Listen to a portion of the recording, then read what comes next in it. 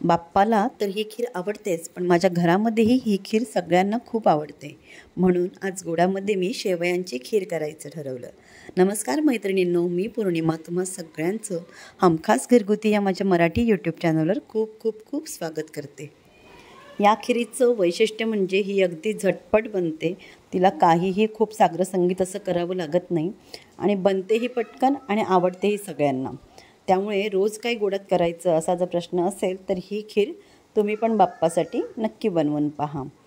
मी इथे अर्धा लिटर दूध एका पातेल्यामध्ये गरम करायला ठेवून दिलेलं आहे. जोपर्यंत आपलं दूध गरम होतं आहे तोपर्यंत मी एका जाड बुडाच्या पातेल्यामध्ये 2 चमचे साजूक तूप घालून घेते. साजूक तुपामध्ये आपल्याला शेवया आणि ड्रायफ्रूट्स जे आहेत ते चांगले खरपूस असे भाजून घ्यायचे आहेत. मी या शेवया वापरल्या आहेत. या बाजारामध्ये रेडीमेड भाजलेल्या शेवया म्हणून मिळतात. थोड्याशा लांब अशा पाकिटामध्ये असतात. ह्या मी घरी आणून हाताने अशा क्रश करून घेतलेल्या आहेत. आणि ड्रायफ्रूट्स जे तुम्हाला आवडतील ते माझ्या घरात जे अवेलेबल होते, काजू, बदाम, मनुके, मी ते घातलेत. तुमच्याकडे जे अवेलेबल असतील तुम्ही ते घाला. काळे मनुकेसुद्धा घाला, याच्यामध्ये खूप छान दिसतात पण आणि लागतात पण.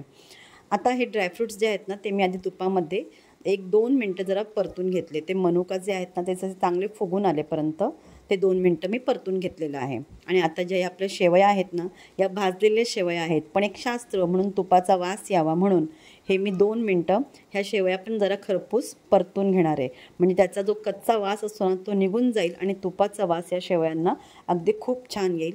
म्हणून अगदी 2 मिनिटभर फक्त ह्या मी शेवया चांगल्या खरपूस परतून घेणार आहे. शेवया परतून झाल्या, ड्रायफ्रूट परतून झाले आपले, की मग ज्या वाटीने आपण शेवया घेतल्या होत्या, म्हणजे मी पाऊण वाटी, ही जी वाटी आहे ना ही पाऊण वाटी शेवया घेतल्या होत्या, तेवढ्याच पाऊण वाटी पाणी घेऊन मी याच्यामध्ये घालून घेतलेलं आहे. बरेच लोक नाही घालत पाणी, डायरेक्ट दूध घालूनच शिजवतात. तसंही चालतं, पण मी आधीपासून पाणी घालूनच थोड्याफार आधी शिजवून घेते.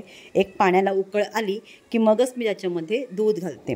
पाण्याला उकळ आल्यानंतर मी त्याच्यामध्ये अर्धा लिटर दूध जे होतं ते पूर्ण याच्यामध्ये मी घालून घेतलेलं आहे.